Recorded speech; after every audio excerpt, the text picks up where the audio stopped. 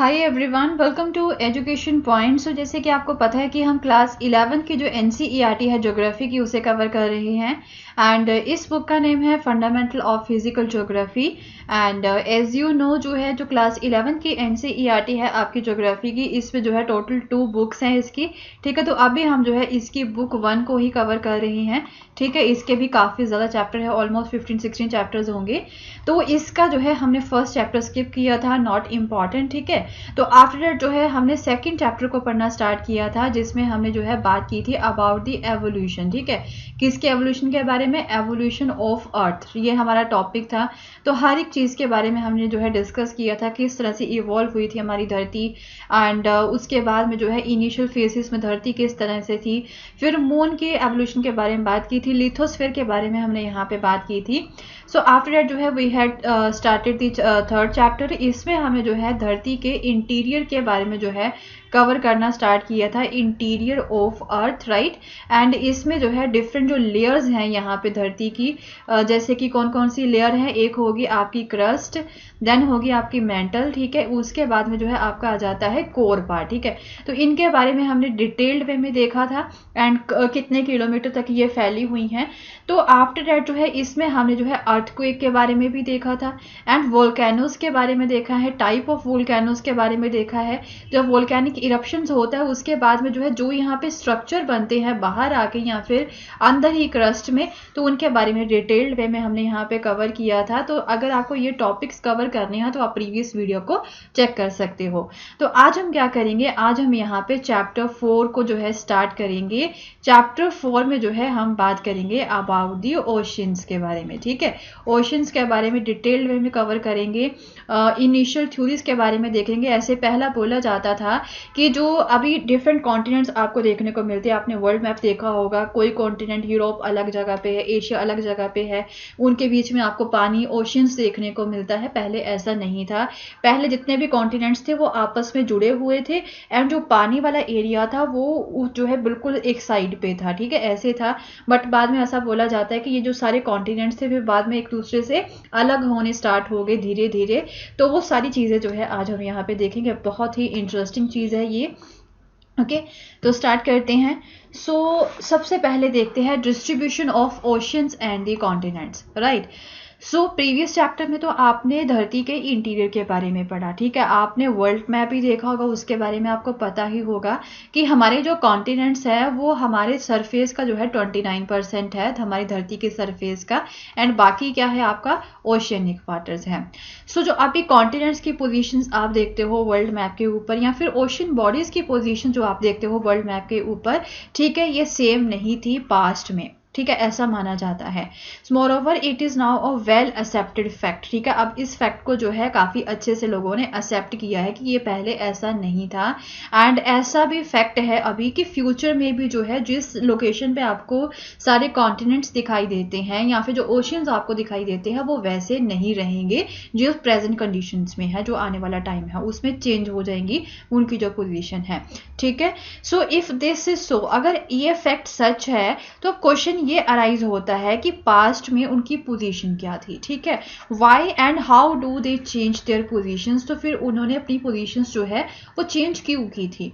So if it is true that the continents and oceans जो है वो change हुए थे एंड अभी भी वो पोजीशंस को चेंज कर रहे हैं, तो आपको हैरानी होगी ये देख के that how scientist know this, scientist को जो है ये कैसे पता चला था।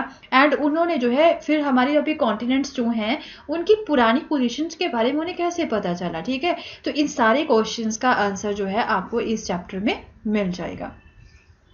एक है हमारे पास थ्योरी जो साइंटिस्ट ने दी थी, जो कि बहुत फेमस है। इस थ्योरी को हम कॉन्टिनेंटल ड्रिफ्ट थ्योरी बोलते हैं। क्या था, अगर आप जो अटलांटिक ओशन है ना उसकी शेप को, बाहर वाली कोस्ट लाइन जो है ना उसे देखेंगे तो आप सरप्राइज होंगे डैट की जो सिमेट्री है ना of the coast lines on the either side of the ocean. ठीक है, दोनों ही साइड के जो ओशंस है ना उसकी सिमेट्री अगर आप देखेंगे तो आप हैरान रह जाएंगे। Many scientist thought of this similarity and considered the possibility of 2 Americas, Europe and Africa to be once joint together, कि पहले जो अमेरिकाज थे, जो 2 America, North America, South America है, यूरोप है एंड अफ्रीका, ये पहले सारे जो है आपस में जुड़े हुए थे। And from the non records of the history of science, एक ऐसे जो है मैप मेकर थे जिनका नाम था अब्राहम ऑर्टलियस, जो कि डच थे, right, and Dutch map maker थे। उन्होंने सबसे पहले प्रपोज किया था कि 1996 में कि ऐसा कुछ हुआ था कि ये एक ही लैंड हुआ करती थी। फिर उसके बाद में एंटोनियो पेलेग्रिनी आए, उन्होंने भी एक मैप जो है वो यहाँ पे ड्रॉ किया था, जिसमें उन्होंने ये दिखाया था कि ये जो 3 कॉन्टिनेंट्स हैं ना वो पहले आपस में जुड़े हुए थे। कौन से? North America, South America, mean 2 Americas हो गए, यूरोप हो गया एंड अफ्रीका हो गया, ठीक है। हाउएवर उसके बाद में एल्फ्रेड वेगनर आते हैं, जो कि एक जर्मन मेट्रोलॉजिस्ट थे। उन्होंने एक काफ़ी अच्छा कॉम्प्रिहेंसिव आर्गूमेंट दिया था, ठीक है। उस आर्गूमेंट में जो थ्योरी उन्होंने यहाँ पे दी थी ना, उसे कॉन्टिनेंटल ड्रिफ्ट थ्योरी बोला जाता है। तो ये कब आई थी? ये 1912 में आई थी, ठीक है। अगर आपको पूछा जाए कि जो कॉन्टिनेंटल ड्रिफ्ट थ्योरी है वो कब यहाँ पे सामने आई थी, 1912 में आई थी, तो कौन से साइंटिस्ट थे? It was the Alfred Wegener, ठीक है। तो ये जो थ्योरी थी, this was regarding the distribution of the oceans and the continents, ठीक है। ओशन एंड कॉन्टिनेंट्स के रिगार्डिंग थी ये theory. So according to the Wegener के अकॉर्डिंग जितने भी कॉन्टिनेंट्स थे ना, वो सभी क्या थे? पहले सिंगल कॉन्टिनेंटल मास था, जितने भी कॉन्टिनेंट्स थे वो एक ही था, एंड एक बड़ा जो है ओशन था जो कि इस कॉन्टिनेंट के इर्द गिर्द था। तो जो बड़ा कॉन्टिनेंट था ना, जिसमें आपके सारे कॉन्टिनेंट्स आ जाते हैं, अफ्रीका, अमेरिका, यूरोप, एशिया हो गया, ठीक है, तो ऑस्ट्रेलिया हो गया, ऑस्ट्रो एशिया जिसे बोला जाता है, तो सारे ये इकट्ठे थे, ठीक है, ये ऐसे अलग अलग फॉर्म में नहीं थे। तो इस सुपर कॉन्टिनेंट को क्या नाम दिया गया था? पैंगिया नाम दिया गया था। ये क्वेश्चन भी पूछा जाता है, which mean all the earth, ठीक है। उसके बाद में जो बड़ा ओशियन था, जो अभी आप देखते हो कि अलग अलग है, यहाँ पे इंडियन ओशन है, अटलांटिक ओशन है, वो पहले इकट्ठा था, ठीक है, तो उसे जो है पैंथलाशिया बोला गया था, जिसका मतलब है ऑल वाटर। सो उन्होंने बोला कि अराउंड 200 मिलियन ईयर्स एगो जो है एक सुपर जो कॉन्टिनेंट जो था ना पैंगिया बड़ा, वो फिर स्प्लिट होना स्टार्ट हो गया। पहले ये 2 पार्ट्स में स्प्लिट हुआ, ठीक है, 2 लार्ज कॉन्टिनेंटल मासेस में ये स्प्लिट हुआ। तो इस 2 कॉन्टिनेंट्स को जो है फिर इन्होंने क्या नाम दिया था? Laurasia and the Gondwana land. क्या था पहले? कौन सा कॉन्टिनेंट की अगर हम बात करें तो क्या नाम दिया गया था? पैनगिया, ठीक है, पैनगिया इसे नाम दिया गया था, ये बड़ा कॉन्टिनेंट था एक। फिर बाद में ये 2 पार्ट्स में स्प्लिट हो गया, तो इसे जो है क्या नाम दिया गया था? एक पार्ट को जो है लोरेशिया नाम दिया गया था, एंड एक पार्ट को यहाँ पे जो है गोंडवाना लैंड जो है नाम दिया गया था, ठीक है। ये बहुत ही इंपॉर्टेंट है आपके लिए, तो ये नाम जो है दिए गए थे फिर इसे। ये जो है एक ही कॉन्टिनेंट था बड़ा, राइट, या फिर जैसे हम बोल सकते हैं कि बड़ी लैंड मास थी सिंगल वाली। सो अब क्या था? जो नॉर्दर्न पार्ट था वो लोरेशिया था, साउदर्न पार्ट जो था वो आपका गोंडवाना लैंड था। सब्सिक्वेंटली फिर बाद में फिर लोरेशिया जो था एंड गोंडवाना जो थे वो भी जो है फिर स्मॉलर कॉन्टिनेंट्स में जो है ब्रेक हो गए, जिस तरह से आप अभी कॉन्टिनेंट्स देखते हो। So variety of evidence was offered in support of the continental drift, ठीक है। इवन जो है कई सारे जो है ना अभी अगर साइंटिस्ट ने ऐसी थ्योरी दी है, ऐसा कुछ सामने वो लेके आए हैं, तो साथ में जो है उन्हें तो कोई प्रूफ जो है ना वो भी तो देने पड़ेंगे। तो उन्होंने जो है काफ़ी कॉम्प्रिहेंसिव जो है एक तरह से हम बोल सकते हैं काफ़ी वैरायटी में जो एविडेंस उन्होंने प्रोवाइड करवाए थे, जो कि इस कॉन्टिनेंटल ड्रिफ्ट थ्योरी को जो है सपोर्ट करते हैं। देखते हैं कि कौन कौन से उन्होंने एविडेंस दिए थे। पहले तो उन्होंने बोला था कि जो कॉन्टिनेंट्स है ना, ठीक है, कॉन्टिनेंट्स जो है ना उनकी अगर हम बाहर वाली जो उसकी जो शोर लाइन होती है उसे अगर हम यहाँ पे देखें तो वो जिग्सा फिट होते हैं, ठीक है। तो जो शोर लाइन है यहाँ पे अफ्रीका की या फिर साउथ अमेरिका की, जो एक दूसरे की तरफ उनका फेस है, तो वो जो है रिमार्केबल है एंड अनमिस्टेकेबल मैच है। अगर उसे हम जोड़ना चाहें तो ईजिली जो है ना जिग्सा के थ्रू जो है वो जुड़ जाएंगे, राइट।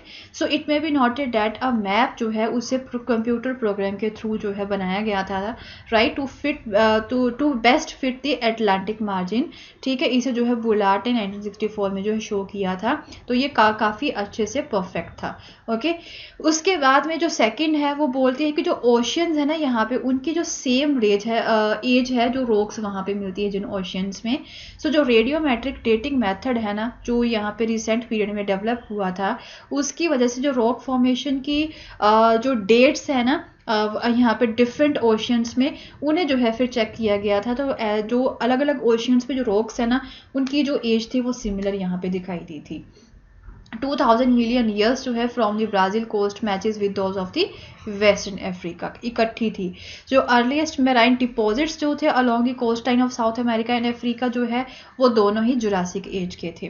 तो ये सजेस्ट करता है that ocean did not exist prior to that time. ठीक है, जुरासिक एज से पहले जो है ओशियन ये एग्जिस्ट नहीं करते थे, जो अलग अलग फॉर्म में है, पहले ये इकट्ठे ही थे।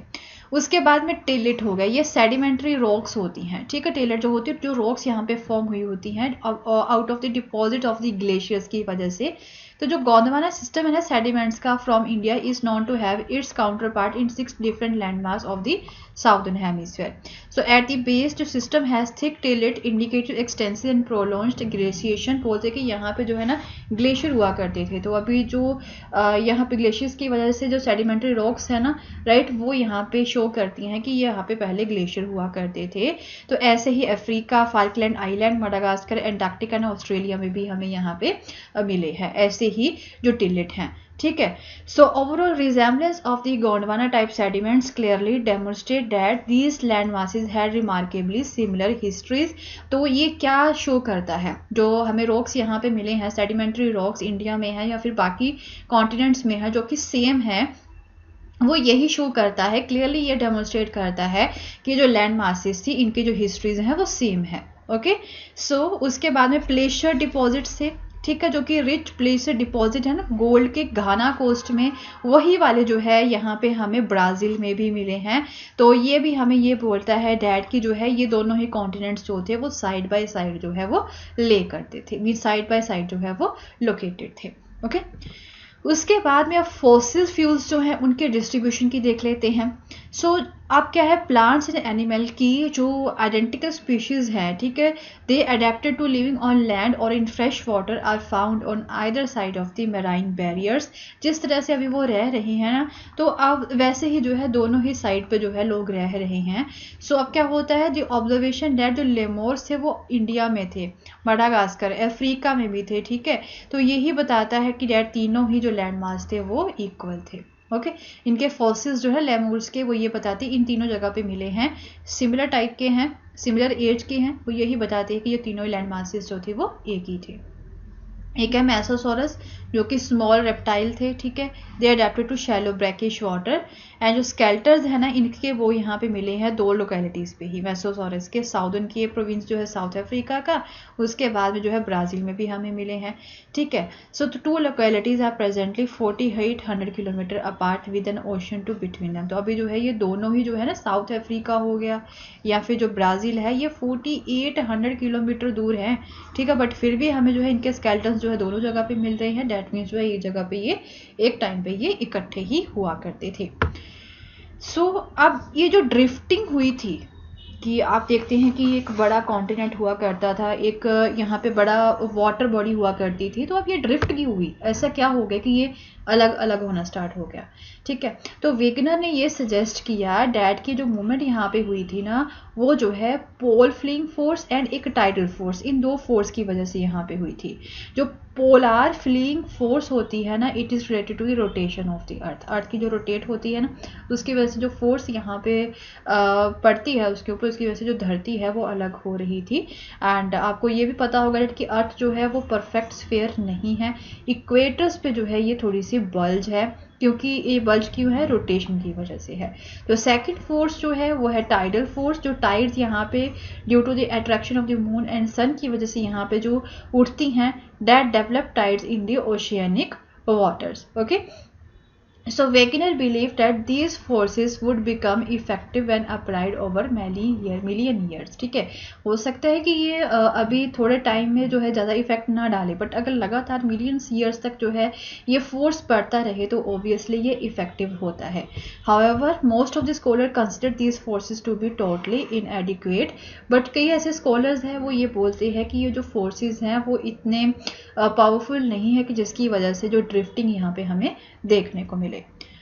सो अब जो है ड्रिफ्टिंग के बाद में, ठीक है, कॉन्टिनेंटल ड्रिफ्ट थ्योरी के बाद में भी जो है ना और भी स्टडीज़ यहाँ पे हुई थी। So it is interesting to note that for the continental drift, most of the evidence was collected from the continental areas only. तो उन्होंने जो continental drift theory थी ना, उसके लिए जो evidence उन्होंने found किए थे वो just continent से ही जो है उन्होंने फाउंड किए थे, जस्ट कॉन्टिनेंट से ही। तो ओशियंस जो है वो उन्होंने यहाँ पे छोड़ दिए थे। So number of discoveries during the post world war two. अब वर्ल्ड वॉर टू के बाद में जो है ना फिर कई सारी और डिस्कवरीज हुई थी, तो जियोलॉजिकल लिटरेचर में जो है कई सारी नई इंफॉर्मेशन जो थी वो ऐड हो गई थी।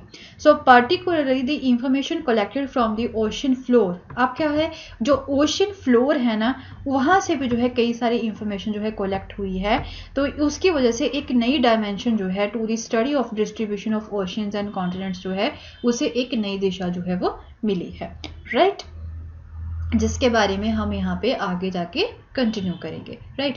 सो will continue with the same chapter in our next video. And अगर आपको मेरा कोर्स पसंद आया तो इसे शेयर करना ना भूलें। Thank you.